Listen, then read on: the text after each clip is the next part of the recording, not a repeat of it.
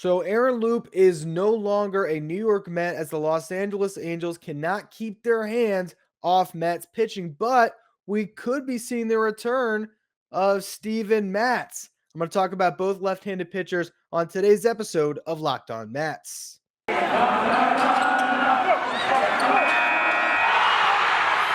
are Locked On Mets, your daily New York Mets podcast. Part of the Locked On Podcast Network, your team every day.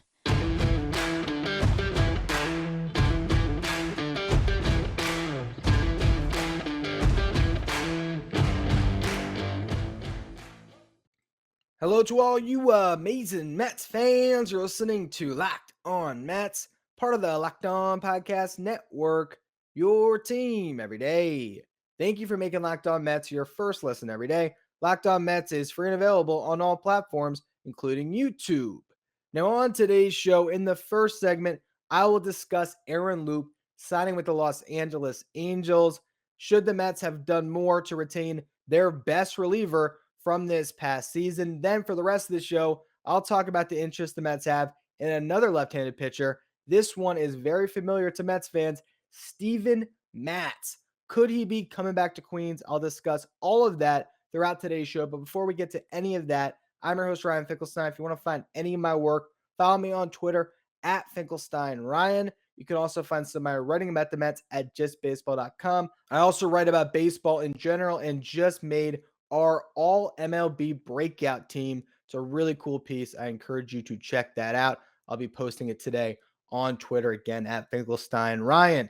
Let's talk about Aaron Loup though. So he signs a 2-year, $17 million deal with the Los Angeles Angels. He's now teammates with Noah Syndergaard. And the one thing I'll say is it is very frustrating that the Angels keep on dipping into this well and taking Mets pitchers. Are they going to sign Stroman next? Apparently they got some interest. It is getting annoying, I'm sure, to all you Mets fans to once again be like, okay, where'd Loup go? Check notes. Oh, LA to the Angels. Maybe the one team you don't want him to go to if it's not signing to a division rival at this point. But when we talk about this deal, the Mets signed Loup to a 1-year, $3 million contract last offseason. So if you consider what that was then to what he just signed now after a single season as a reliever, I am not too upset about this. No matter how great that season was, the reliever market is the most volatile in the sport. You have no idea what you're going to get. I remember the Mets signing Anthony Swarzak.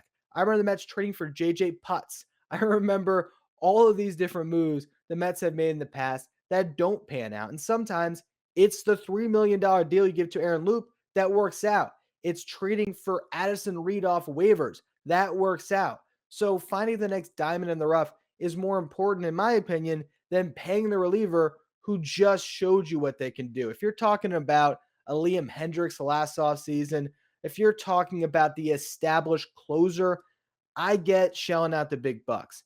But Aaron Loup, as a guy that used to be a loogie, now because of that rule with the 3-batter minimum, he is showing he can get right-handed batters out as well. But I just am not going to get too broken up about the fact that the Mets are missing out on another season of Aaron Loup. He was great. Don't get me wrong. He was their best reliever this year. But I don't see what he does and view it as sustainable as a pitcher like Edwin Diaz when it just comes to the raw stuff. Now, Diaz has struggled commanding his pitches at times. He's given up too many home runs. He gets himself in trouble. I'm not saying that Loup isn't better or wasn't better than Diaz was this past season, but I look at a reliever that's in his 30s, and I'm just not going to be too broken up about him getting a big payday elsewhere when the Mets have a lot that they got to address this offseason.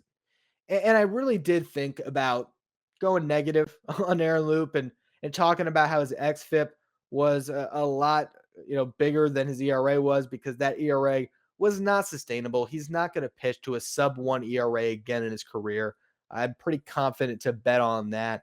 And there's also a stat that CBS Sports keeps called inherited runners allowed. Now, the reason why I had to go to CBS Sports to find it is because no one is tracking inherited runners allowed, which is really weird to me because you talk about a reliever that comes in with runners on base, runners that are accounted to him, and you kind of want to know how he does stranding those runners. And Aaron Loup had the reputation of stranding a ton of runners this past year. CBS Sports had him as the second worst in the National League. And I just don't know if I buy it because it's CBS Sports. And I could have taken the time to go through every single game log of the 65 appearances that Aaron Loup has to try to poke holes in his free agency and poke holes and try to drag him down. But then I thought, what am I really doing here? No matter what I found there, it's not going to change this situation. I don't believe that Aaron Loup allowed, I think they said 47 inherited runners allowed. I just can't see that. He only allowed 6 earned runs all season. So I just don't buy CBS Sports on that one. And again, if I dove in and looked at each game, maybe you would have found that his ERA should have been something closer to the 3.3 and change that his xFIP was if you just consider all of the inherited runners that maybe were on first base when Luke came into the game and then he gave up a couple of hits and the run came around and scored, and it doesn't get credited to him, but you can say it might have been more his fault than the other pitcher. It would have been a negligible amount to even dive into that. And I just decided, you know what? Let's just focus on the fact that he had a great year at the Mets and he is going to be a big loss, but I just don't think that this is a loss you can't stomach. I think that you can find other relievers on the market. You can try to find the value signings, and that's probably a smarter way to allocate your resources. And according to reporting from Manny Martino, what the Mets decided was that they were trying to focus more on the starting pitching market, and they were okay with Loup walking. As long as you add a couple of starters here, that's more important. Honestly, you talk about how many starts you're going to get from your rotation members, and really, we're getting to the point where front offices are focused more on innings. So you're going to get more innings out of a quality starting pitcher than you're going to get out of a reliever who at most is going to give you, 70 innings? But if you get a good starting pitcher, that's 150 quality innings as you're trying to compute out your season, figure out the math, and how you can keep the other team off the board as much as possible. Right now, if you look at the Mets bullpen, they still have Edwin Diaz. They still likely have Miguel Castro. You still have Drew Smith. You still have, I should have done my research beforehand. This is off the top of my head. And I'm trying to remember all the different free agents that the Mets have. Trevor Williams as a swingman is going to factor in. I feel like I'm missing I knew I was missing a big one. There was one name I was looking for. Let's see if you Mets fans, I'm going to give you a second to try to catch up. Who am I forgetting about that is clearly a huge name for the Mets next season? It's the big addition they had last offseason, Trevor May. So between Trevor May, Edwin Diaz, Miguel Castro, you got the semblance of a back end of your bullpen. You got to add a couple of more arms. Absolutely. I like Drew Smith. I like some of the young pitching that is starting to rise to the surface. There's a couple of guys that'll get added to the 40 that I think are interesting. So we will see how the Mets ultimately shake out their depth. They need to add a ton of pitching. They're going to have to add relievers, but right now, I still look at the starting pitching market as a more important need to tackle, and that is where we get to Steven Matz, who could be coming back to the New York Mets. Do we want him back? Do we not want him back?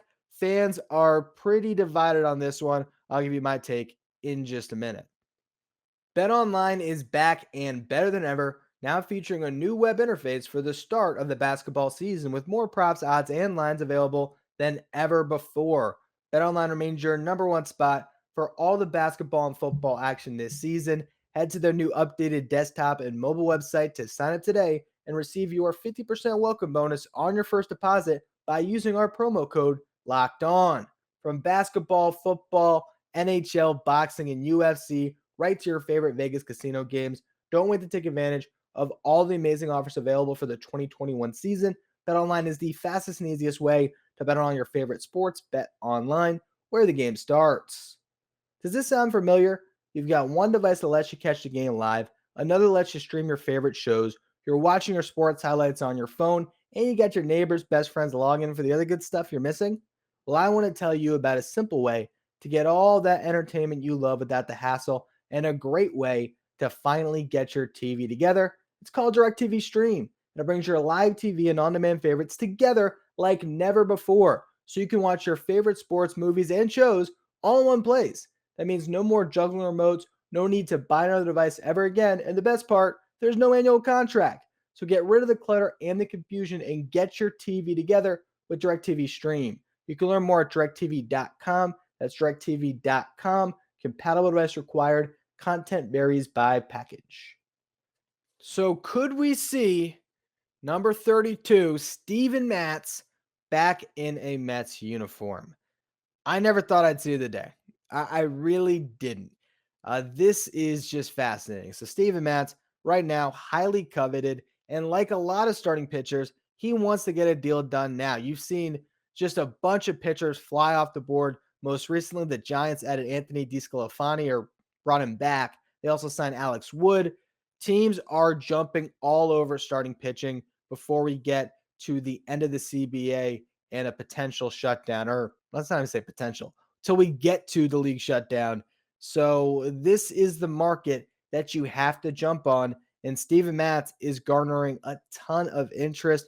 Right now, he reportedly has 8 formal offers, the Mets being one of them, although the reported teams interested in Steven Matz include the Red Sox, the Blue Jays, the Mets, the Dodgers, the Cardinals, the Angels. Really? Come on.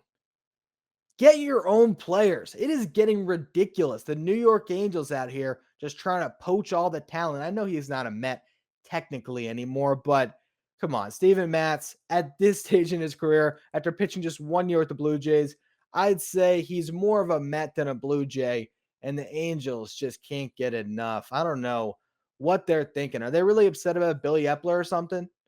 I don't know. And I was actually going to make an argument today that why should we worry about Aaron Loup and Noah Syndergaard signing with the Angels? They always strike out in free agency. They always, or shouldn't say strike out, they always make mistakes in free agency, and there's just a couple more mistakes. But then I thought, wait a minute, the Mets just hired Billy Epler. Is that the argument I want to be making right now? Well, I don't know. I don't know if it is. But anyway, getting back to Matz, along with those teams I mentioned, the Tigers, the Cubs, and the Giants, that's 9 teams interested. Apparently, he has 8 offers. So we'll see here. And the Mets, like I said, have already given him a formal offer. Here is the thing. Steven Matz, I thought, benefited from a change of scenery. He was terrible in 2020. There's no other way to look at it. The guy was simply awful. He gave up 14 home runs and 30 and 2/3 innings pitched, a 9.68 ERA. The one thing I'll say is I am closer to throwing out all the stats from 2020 than I am taking any of them seriously, because in that same season, Michael Conforto and Dominic Smith were like top 10 hitters in baseball. And they certainly weren't that in 2021. It goes both ways. Andres Jimenez looked amazing, amazing in 2020. The Mets traded him at the right time, by the way, to get Francisco Lindor. He couldn't even hang at the big league level in 2021. So it is really hard to look at those numbers at face value. And if you look at the home run to fly ball rate for Steven Matz that year, it was at 37.8%. For context, for his career, his home run to fly ball ratio, 16.4%. This past season, best mark since his rookie year, 12.3%, which helps explain that 3.82 ERA he had. His 3.94 xFIP indicates that 3.82 ERA is legit. xFIP, of course, is expected fielding independent pitching, trying to remove all the other factors like park factors and others to differentiate what a pitcher should have pitched to and what you would expect them to pitch to in future seasons. So again, 3.94, very close to that 3.82 ERA he actually put up. His F4 was 2.8. That would have been the 3rd best WAR on the Mets this season when it comes to their rotation, right behind Marcus Stroman at 3.4, and Jacob deGrom how did Jacob deGrom put up the WAR he put up in such a short amount of time? Regardless, Steven Matz is a very quality starting pitcher at this point. Is he an ace? Absolutely not. Is he a frontline starter? No, but for a middle of the rotation guy, Steven Matz has value. And if you go back to 2019, we're talking about a change of scenery and how that benefited Steven out in Toronto. To say he can't pitch in New York is a little funny because his last full season in 2019, all he did was pitch great in New York. He had a 2.31 ERA at Citi Field. When he went on the road, he had a 6.62 ERA. The first half in 2019, he had a 4.89 ERA. Then he rounded it to form, had a 3.52 ERA in the second half. I will say that first half ERA was significantly inflated because he had one start in Philly where he gave up 8 runs, 6 of them earned without recording an out. So those numbers got skewed, but overall, Steven Matz had a quality last full season with the Mets. Then he had the disaster. They shipped him out, and he pitched really well at the Blue Jays heading into free agency. Now he's going to try to capitalize on this market. I don't know what it is, though. We haven't seen any reported figures. I don't know if he's looking at an Erod deal. I doubt it because Eduardo Rodriguez had much better expected pitching metrics. His strikeouts were on a different level than Steven. I think he had over 10 strikeouts per 9. So there's more upside with Eduardo Rodriguez than there is with Steven Matz. So I don't think you're talking about 5 years, 77 million, which is what Erod got with the Tigers. So if it's something below that, maybe it's less years, maybe a 3-year deal. And if the average annual value comes in, I would guess maybe around 15. And this is just off the top of my head trying to figure out what his market would be. This is interesting. It's an interesting signing for the New York Mets. I'm not saying this is the first name that came to mind when I was looking at how the Mets could address their rotation, but if you're trying to add depth, the Mets could do a lot worse than Steven Matz. And there is still that little piece in every Mets fan's heart where you like your homegrown guys. And to see one come back, personally, I'd be excited. I'd be excited to see number 32 step on the mound at Citi Field. But is it the best move? That is where we're looking here. What should the Mets do? I thought the change of scenery helped, but I also think that could be overblown. If Steven Matz wants to return to the Mets, what does that say about the change of scenery?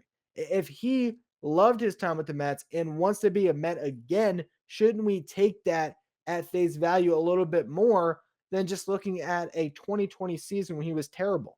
Because again, his home stats in 2019 indicate he can pitch in New York, and that's not the problem. Also, his shortened season, there's no fans. The pressure wasn't quite there. I think he was just a pitcher completely thrown out of whack with the way that season unfolded and just never felt comfortable. But if you look at who Steven's been over his last 3 full seasons, 2018, 2019, 2021, he has been a pretty consistent pitcher. He's pitched about 150 innings every year, altogether 465. You combine his stats, he has a 4.01 ERA in those 3 seasons with an 8.69 strikeout per 9 rate, a 2.96 walk per 9 rate, and a 1.31 whip. Again, if you're talking about your 4th or 5th starter, very solid. I look at Steven Matz heading into next season, and I'm as confident that he'll have a good year as I am in Taijuan Walker. So if you're talking about building out the floor of your rotation, trying to raise that floor, Matz makes sense. And again, based on his recent history, you can count on the health a little more of Steven Matz, which we couldn't say earlier on in his career. And that's important for this Mets rotation. So when I look at all of it, I can be convinced that this is the right move based on how much money he gets. Because if a Steven Matz signing prevents you from bringing back Marcus Stroman, I don't necessarily love it. But if you bring back those 2 pitchers who competed against each other in high school, grew up together, I think played together on the same travel team, if Stroman and Matz come back and that's how you address your rotation this offseason, little golf clap for Billy Epler there. I'm okay with that. I'm okay going into next year if you get both those guys and you have a rotation that is Jacob deGrom, Carlos Carrasco, and Marcus Stroman as your highest upside guys with Taijuan Walker and Steven Matz. Sounds pretty good from the jump. Then you still have David Peterson, you have Tyler McGill, you have Trevor Williams, and maybe you add another depth signing. Apparently, according to Martino, the Mets wanted 3 starters. I don't know if that is 100% realistic, but if Steve Cohen's paying for it, I guess anything is realistic.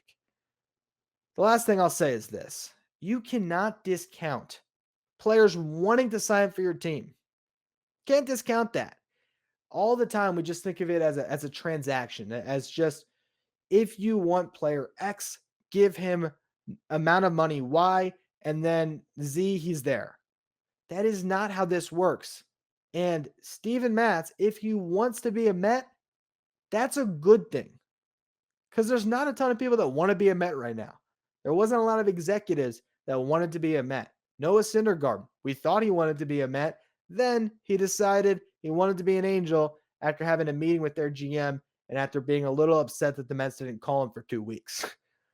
So if you have a pitcher that wants to come back and it's for the right price, I say bring him back. And the one other thing, I'll actually leave you with this. It would be kind of nice to get to enjoy a little bit more time with one of the pitchers that was part of that vaunted 2015 rotation. Because you're left right now with just Jacob deGrom, and considering the hype of the Mets in the World Series with that group, that is a tough pill to swallow. So it would be cool if Matt signed a 3-year deal and pitched well in a Mets uniform and maybe rewrote the narrative of his Mets tenure. I think that's certainly possible for Matz to pull off. And oh yeah, also it'd be cool you still have those prospects that you traded for or you traded to get by giving up Steven Matz. If you have Khalil and Steven Matz on the same roster, that's pretty cool as well. Anyway, though, that's going to be all for today's edition of Locked On Mets. As always, thank you for listening. Make sure you follow, rate, and review wherever you get your podcast. Make sure you follow me on Twitter at Finkelstein Ryan. Follow the show at Locked On Mets. Thank you for making Locked On Mets your first listen every day.